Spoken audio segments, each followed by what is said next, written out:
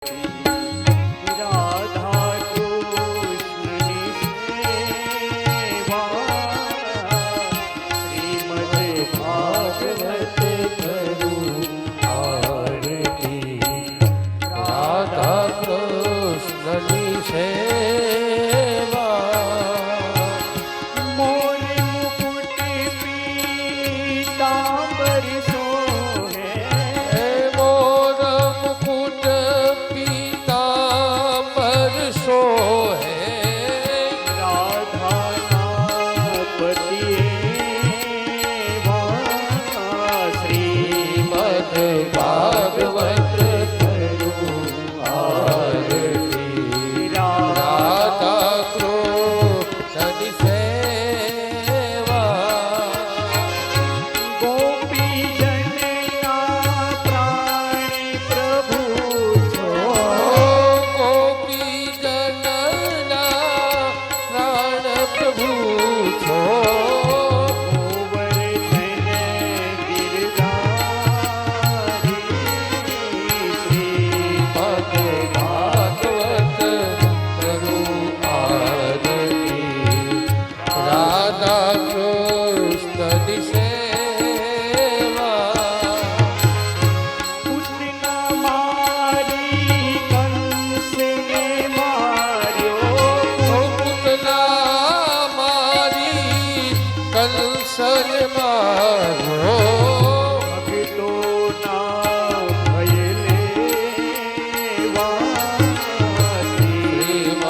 करो आरती राधा कृष्ण सेवा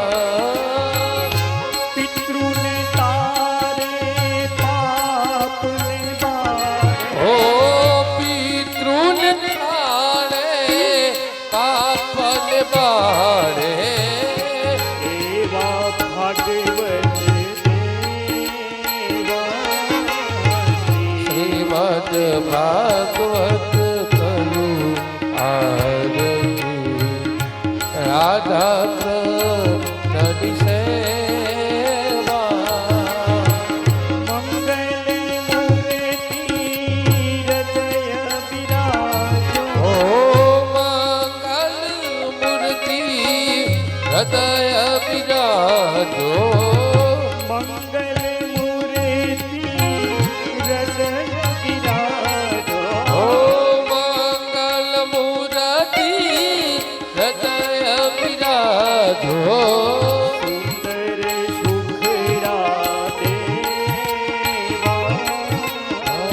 श्रीमद् भागवत करो आरती राधा कृष्ण सेवा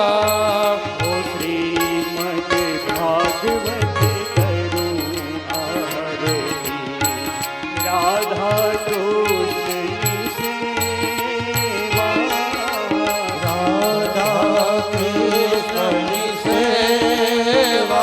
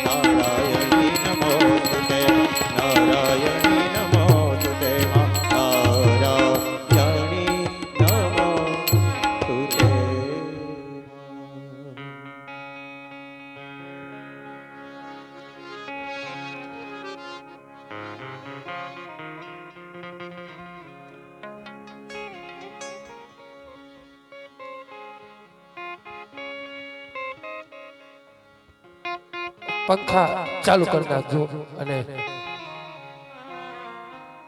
સાહેબ પરિવારોથી એકવાર જે કોઈ પ્રસાદમાં બાકી હોય એ લઈ લેજો.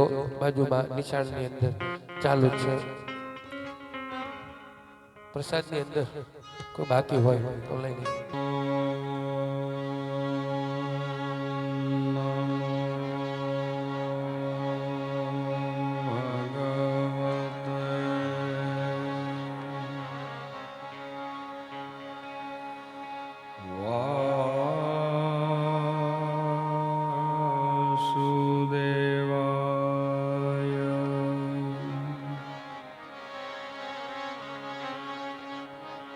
स्वस्ति श्री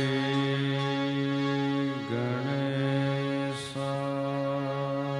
नमः।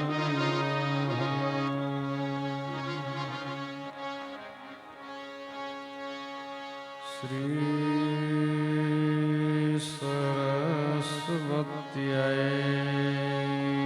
नमः। श्री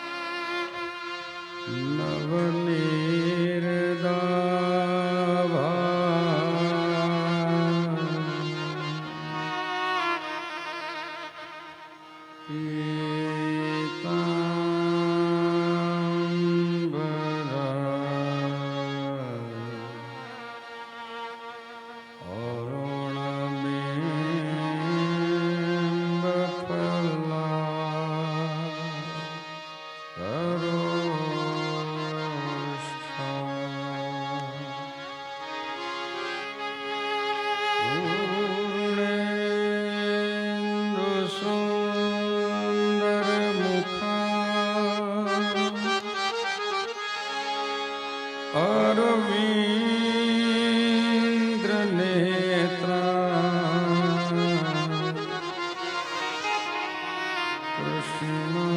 कृष्णात् परं हिमपिता त्वमहं न जाने।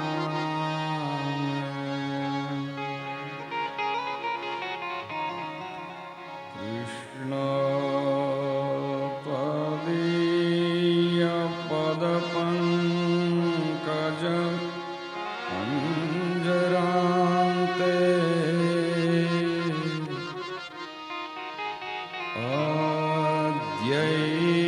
अद्यैव मे विशतु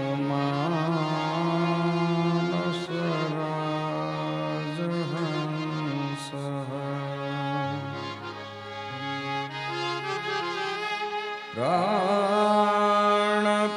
प्राणप्रयाण समये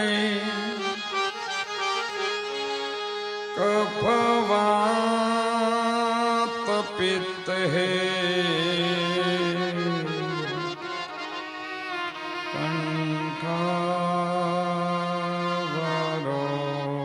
कण्ठावरोधनविधौ स्मरणं कुतस्ते।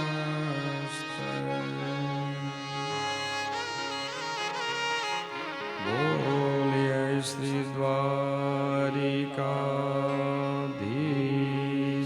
की, श्री रामचंद्र भगवान की, श्री हनुमान जी महाराज की जय। श्री भागवत भगवान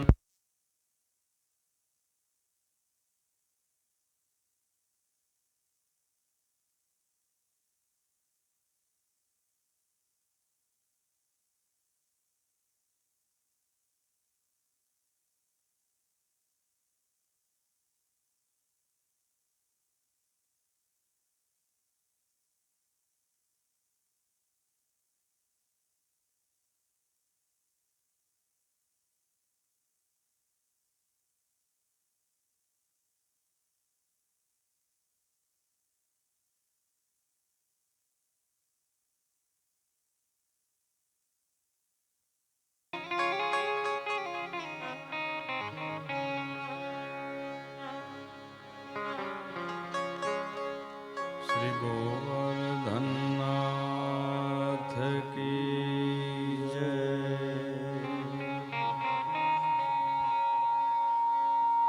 श्री कृष्ण कन्हैया लाल की जय।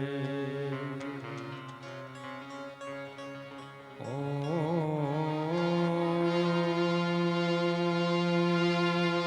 नमः पार्वती पतये हरे हरे महादेव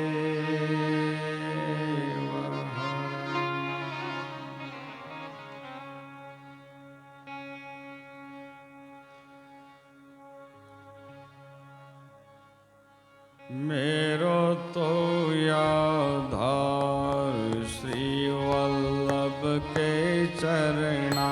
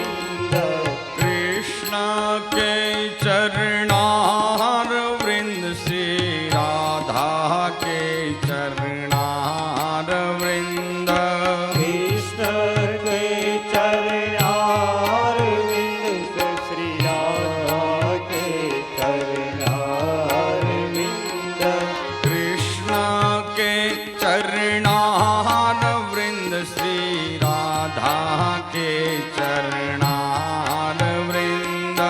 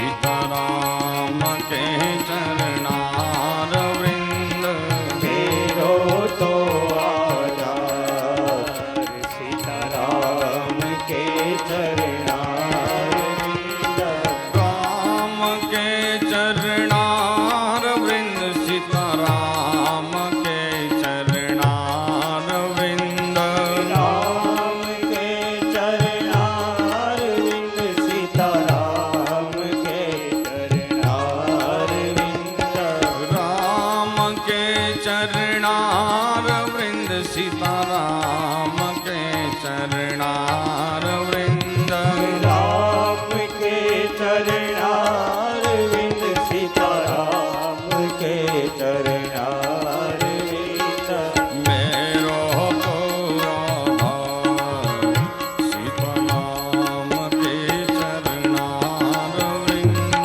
मेरो तो आधार सीताराम के चरणारविंद राम के चरणार वृंद सीताराम के चरणारविंद श्री कृष्ण के शरणार वृंद श्री कृष्ण के चरणारविंद श्री वल्लभ के चरणार वृंद श्री वल्लभ के चरणारविंद श्री वल्लभ के चरणार वृंद श्री वल्लभ के चरणारविंद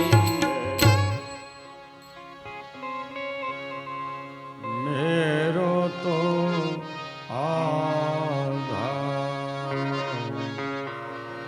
श्री वल्लभ के चरणार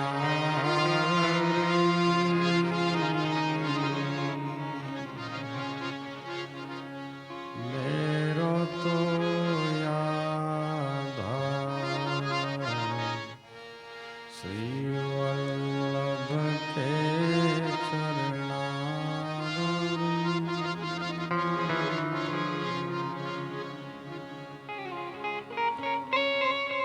वसुदेव सुतं देवं कंस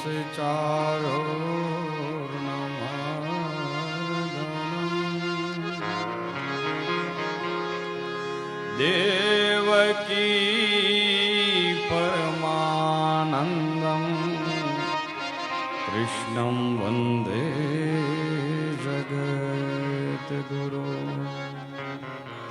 बोलिए कृष्ण कन्हैया लाल की जय।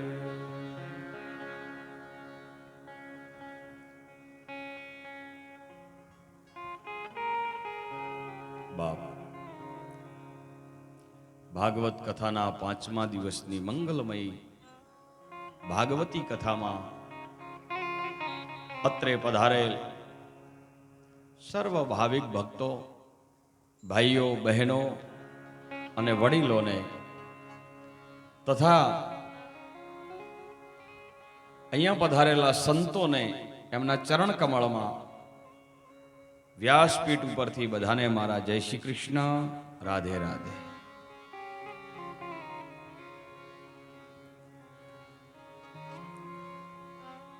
જીવાણા મઠથી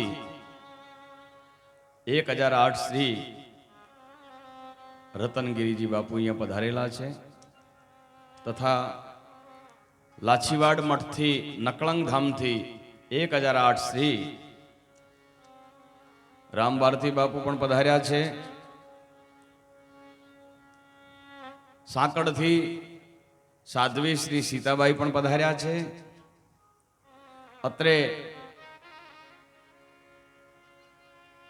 મંચસ્થ ઉપસ્થિત જે સંતો મહાનુભાવો અત્રે અહીંયા પધારેલા છે એમનું આ નથાભાઈ ધારાસભ્ય વતી હું સ્વાગત કરું છું। ખૂબ ખૂબ આભાર, ધન્યવાદ।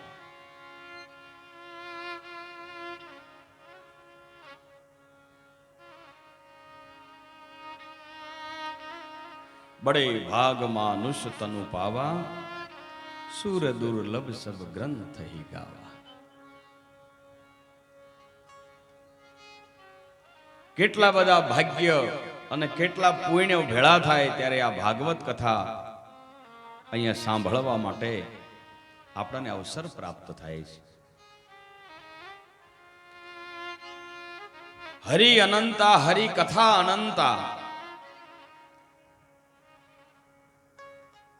અને જેના મનમાં ભગવાન પ્રત્યે જેને અનુરાગ થયો એ જ પરમાત્માની પ્રાપ્તિ માટે જેના મુખ્ય યજમાન બન્યા એવા આપણા ધાનેરાના ધારાસભ્ય શ્રી નથાભાઈ હેંગોળાભાઈ પટેલ, એક વખત તાળીઓના ગગડાટથી એમને વધાવીએ કે બહુ એમણે સરસ આજ ભગીરથ કાર્ય કર્યું. બધા સંતો મહંતોને બોલાવી એમનું સ્વાગત કરી, ભોજન કરાવી, ભેટ પૂજા આપી, એમના આશીર્વાદ લઈ અને સરસ મજાની કથા સાંભળે છે. તો કાલની કથામાં આપણે જોયું કે બ્રહ્માજીએ વિચાર કર્યો કે મને કોણે પ્રગટ કર્યો, અને અંતે શ્રી હરિની જ આ બધી માયા છે, શ્રી હરિની પ્રાર્થના કરી અને પછી નારાયણે બ્રહ્માને પૃથ્વી આપી. અને એ પૃથ્વીને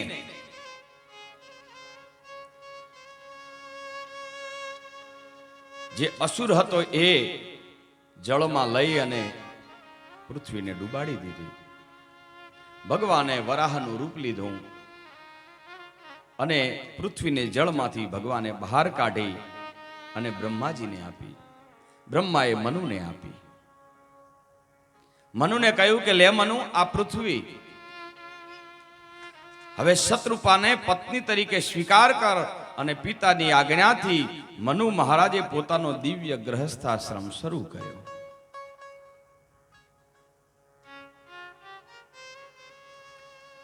ભગવાન વરાહે જે અસુરને માર્યો એ અસુર કોણ હતો એની કથા આવી.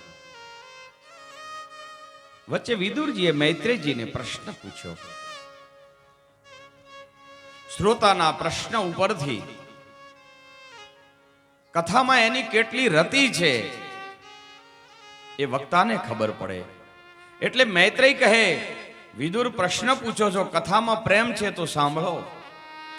એ અસુર હતો હિરણાક્ષ, દિતિનો પુત્ર. વિદુરે પૂછ્યું કે ભગવાન, દિતિ તો દૈત્યોની માતા બન્યા, એના પતિ તો કશ્યપ ઋષિ. બોલે હા.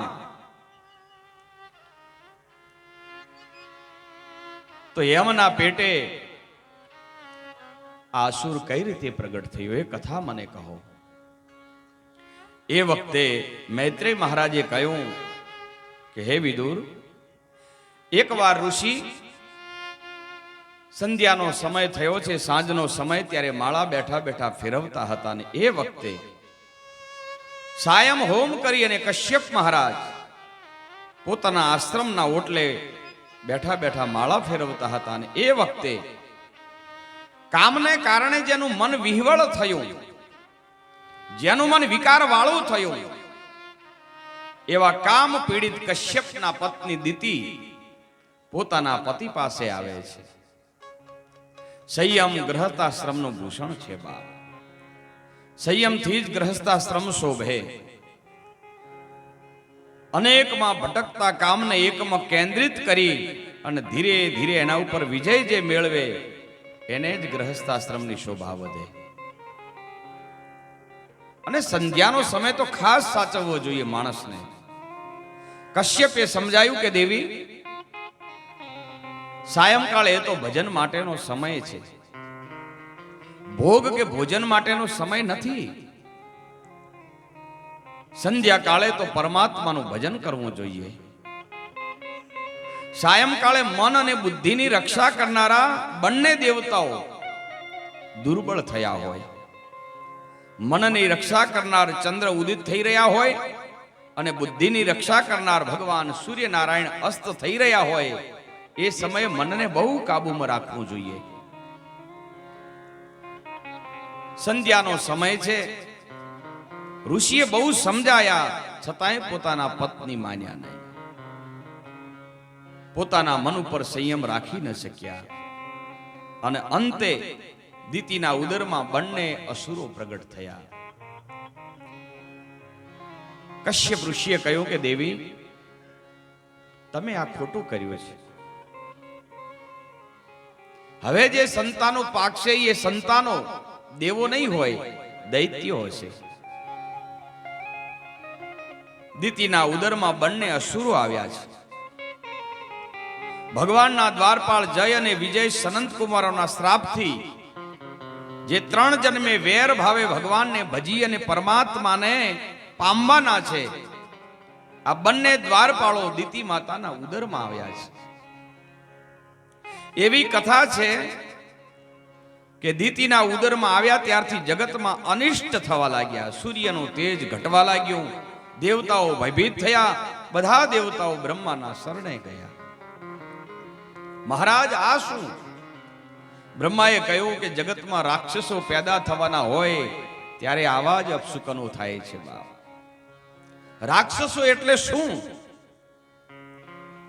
રામાયણમાં લખ્યું છે બાપ કે રાક્ષસ કોને કહેવાય?